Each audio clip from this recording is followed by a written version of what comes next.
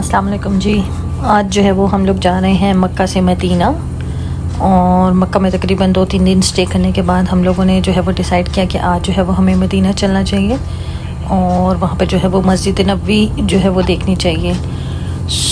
अभी हम लोग जा रहे हैं मदीना और आप लोगों के साथ जो है वो अपना फ़ीडबैक, अपना रिव्यू शेयर जो है वो भी मैं करूँगी थोड़ी देर में।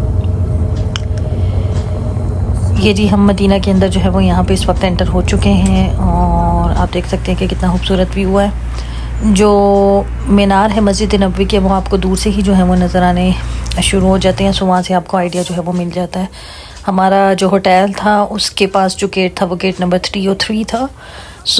इसी तरह जो मदीना में जितने भी होटल्स हैं वो सब मस्जिद नबवी के पास ही होते हैं। आपको ये ध्यान रखना है कि कौन सा गेट जो है वो आपके होटल के पास है। ये जिसका मेन गेट है जहाँ से जो है वो हम एंटर हो रहे हैं अंदर। और यहाँ पे माशाल्लाह काफ़ी ही ज़्यादा सुकून होता है, किसी किस्म की कोई टेंशन, कोई स्ट्रेस नहीं होता। लोग जो है वो अपने काम से काम रखते हैं, आते हैं, नमाज़ें पढ़ते हैं, तहज्जुद पढ़ते हैं, कुरान पढ़ते हैं और फिर अपने अपने होटल में जो है वो वापस चले जाते हैं। हम लोग जो है वो तकरीबन असर के वक्त यहाँ मदीना में आए थे और तकरीबन 1-2 घंटे रेस्ट करने के बाद हम फ़ौरन ही जो है वो मस्जिद नबवी जो है वो देखने के लिए निकल पड़े थे, ताकि यहाँ पे जो है वो हम अपनी इशा की नमाज़ जो है वो अदा कर सकें।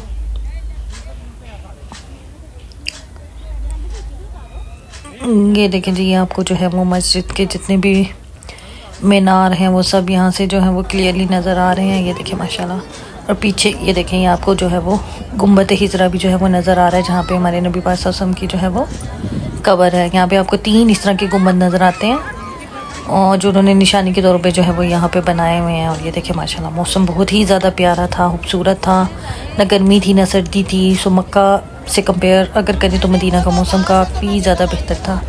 और ये देखें माशाल्लाह कितना खूबसूरत व्यू है। काफ़ी ज़्यादा लोग जो हैं वो यहाँ पे आते हैं नमाज़ पढ़ने के लिए, नफल पढ़ने के लिए। गुम्बद हिजरा देखें, जब उसको ऐसे बाहर देखते हैं तो माशाल्लाह वो बहुत ही ज़्यादा खूबसूरत जो है वो नज़र आता है। हमने काफ़ी कोशिश की कि किसी तरह हमें जो है वो परमिट मिल जाए ताकि हम जो है वो रियाजुल जन्नह के अंदर भी जा सके, बट अनफॉर्चुनेटली हमारे पास क्योंकि डेज़ कम थे, हमें इतना आइडिया भी नहीं था कि ऐप के थ्रू किस तरह से बुकिंग करनी है, तो हमें जो है वो अनफॉर्चुनेटली परमिट जो है वो नहीं मिल सका। बट आप कोशिश करें कि जब मदीना है तो पहले से ही जो है वो अपनी ऐप के थ्रू बुकिंग स्टार्ट कर दें ताकि आपको जो है वो इजीली परमिट मिल जाए।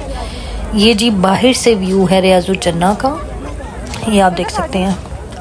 अगर आप बैक साइड से घूम के आए तो आप इसको अंदर से भी जो है वो पूरा विज़िट कर सकते हैं और आपके पास तकरीबन सिर्फ 10 मिनट का टाइम होता है। जब इसको ऐप के थ्रू बुक करते हैं तो आपको अपना एक डेट एंड टाइम दिया जाता है और आपने अपने उस वक्त से 2 घंटे पहले वहाँ पे पहुँचना होता है और आपके पास सिर्फ और सिर्फ 10 मिनट का वक्त होता है। ये देखिए, ठीक है, बाहर से जो है रियाजुल जन्नह का जो है ये व्यू बाहर से ऐसा है। ये बाहर से इतना खूबसूरत है तो अंदर से तो आप सब लोग इमेजिन कर सकते हैं कि माशाल्लाह किस कदर खूबसूरत होगा।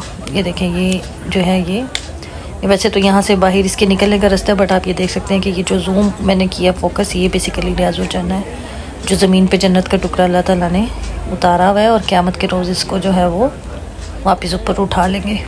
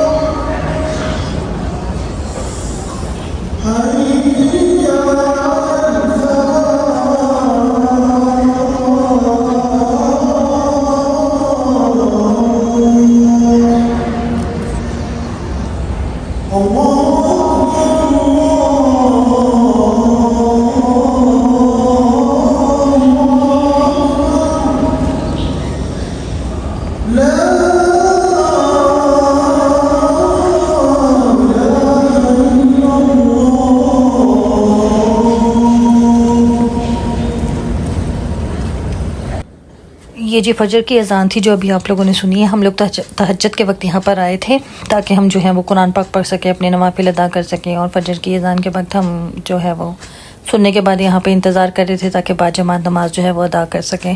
और अगर लेडीज़ गेट के बारे में मैं आपको बताऊँ तो लेडीज़ के लिए बड़े काम उन्होंने स्पेसिफिक गेट्स रखे हुए हैं जिससे वो एंटर हो सकती हैं, जिसका गेट नंबर 11, 12, 13, 14, 15 एंड 16।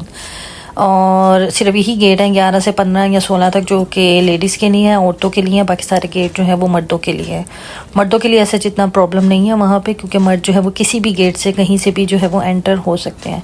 बट औरतों के लिए जो है उन्होंने कुछ गेट स्पेसिफाई किए हुए हैं, कुछ स्पेसिफिक जगह जो है वो उन्होंने रखी हुई हैं जिसके थ्रू ही वो सिर्फ एंटर हो सकती हैं। और यहाँ पर सिर्फ जो है वो लेडीज़ ही होती हैं, यहाँ पर जो है वो मर्दों का आना उन्होंने बिल्कुल मना किया होता है।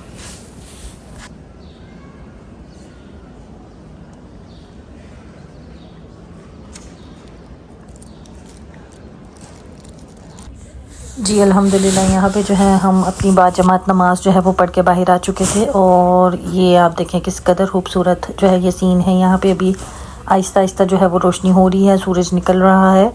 बट ये बिल्कुल फजर की नमाज के बाद का जो है वो वक्त है जब हम जो है वो नमाज़ पढ़ के आए थे। वो आप देखें पीछे से जो है वहाँ से सूरज जो है वो निकल रहा है। और यहाँ इसकी बैक साइड भी जो है वो जन्नतुल बकी भी है।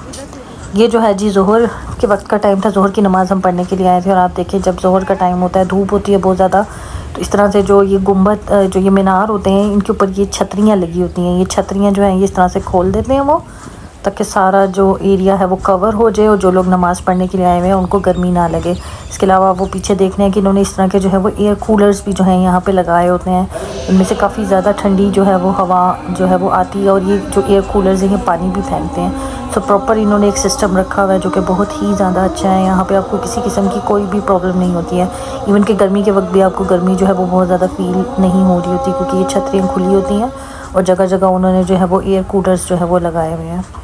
ये मस्जिद के बाहर का जो है वो सहन है, अहाता है, जहाँ पर औरतों के नमाज़ पढ़ने के लिए उन्होंने जो है वो एक जगह बनाई हुई है। और इसको बैरियर के थ्रू जो है ये देखिए उन्होंने सारा जो है वो कवर किया होता है। बट यहाँ पे जो है वो सिर्फ औरतें ही नमाज़ पढ़ सकती है। ये देखें वो एयर कूलर्स इनका मैं आपको बता रही थी। और ये एयर कूलर्स जो हैं वो काफ़ी ज़्यादा जो है वो वहाँ पे टेम्परेचर को बैलेंस रखते हैं। किसी किस्म की कोई सफोकेशन नहीं होती है और आपको कोई हादसा या ह्यूमिडिटी इस तरह से फील नहीं होता।